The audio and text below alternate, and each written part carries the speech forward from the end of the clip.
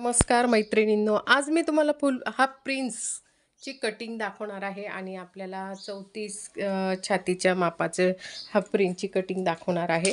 तर मी आज ते जे आहे ते मी फळ्यावर शिकवणार आहे. आणि हे बघा, हे जे आहे हे 34 छातीच्या मापाचं ब्लाऊज आहे. याचा गळा खूप मोठा आहे. हा गळा 12 इंच आहे. हा गळा जो आहे बघा, तुम्हाला मोजून दाखवते. 12 इंच गळा आहे. आणि शोल्डर उतरू नये म्हणून एकदम महत्त्वाच्या गोष्टी, तर हे गळा सगळ्यात मोठा गळा आहे, असा मोठा घेतलेला आहे. आणि शोल्डर उतरणार नाही याची काळजी आपण घेणार आहे.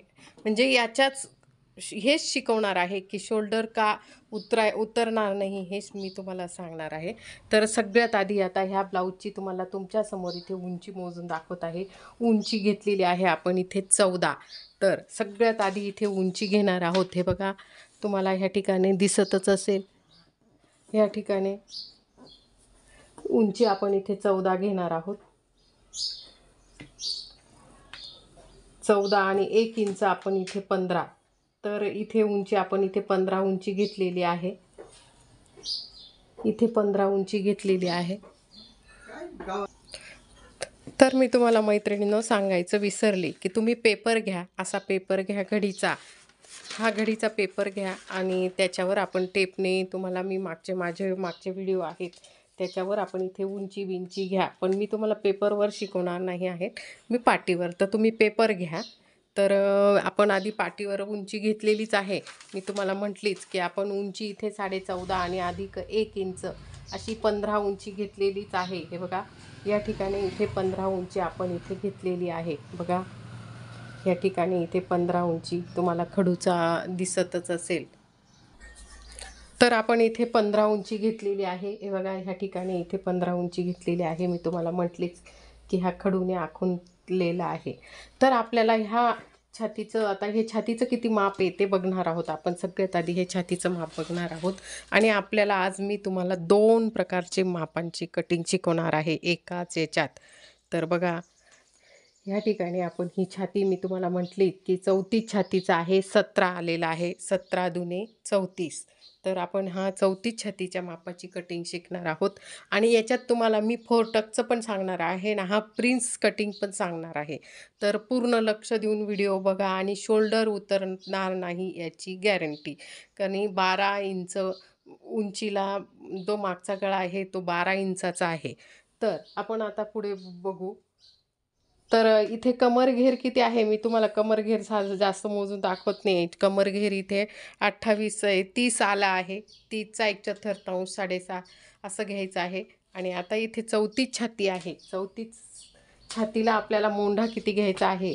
या ठिकाणी मोंढा आपल्याला इथे बघा, इथे आपल्याला मोंढा इथे 5.5 इंच घ्यायचा आहे 34 छातीला. आणि शोल्डर किती घ्यायचं आहे ते बघा. आता इथे शोल्डर आपल्याला इथे 4.5 इंच आपण इथे शोल्डर घेणार आहोत. 4.5 इंच का घेणार आहोत की गळा आपला मोठा आहे. 12 इंच गळा आहे.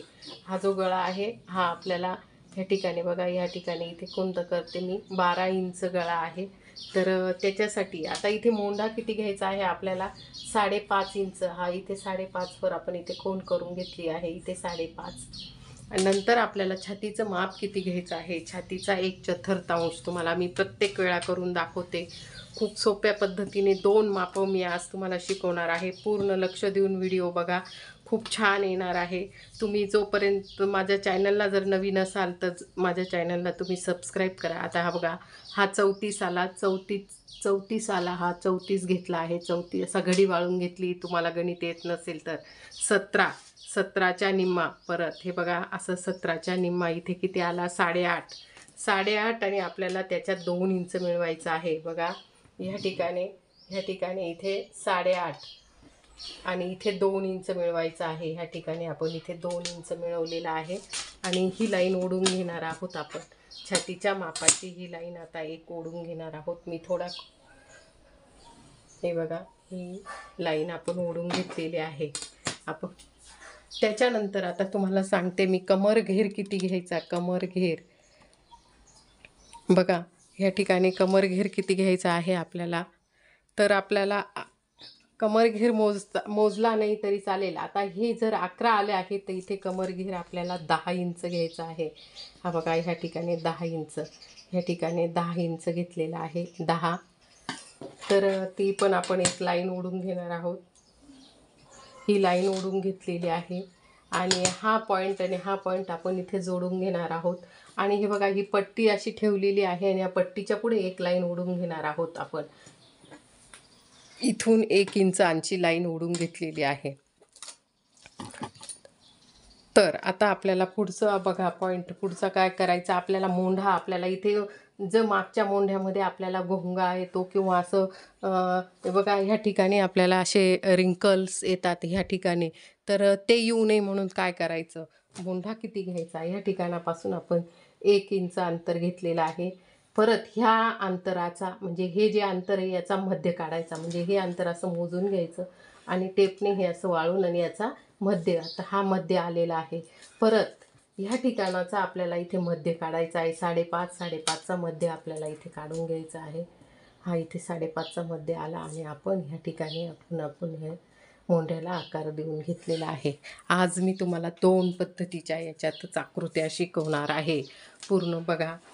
तर परत ह्या ठिकाणी आपण 3 इंच अंतर घेऊन घेणार आहोत. हे 3 इंच अंतर आणि मागचा गळा तुम्हाला म्हटलीच की मी हे 2.5 ते 3 इंच अंतर आपण इथे 2.5 ते 3 इंच अंतर इथे घ्यायचं आणि हा गळ्याचा जो आकार आहे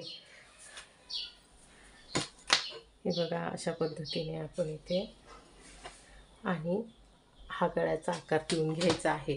तर आता हा मागचा भाग झालेला आहे. तुम्ही पेपरवर असा मागचा भाग काढला असेल तर बरोबर आहे. आता इथे ह्याच याच्यावर आपल्याला पुढचा भाग घ्यायचा आहे. पुढचा गळा आहे आपला 7 इंच.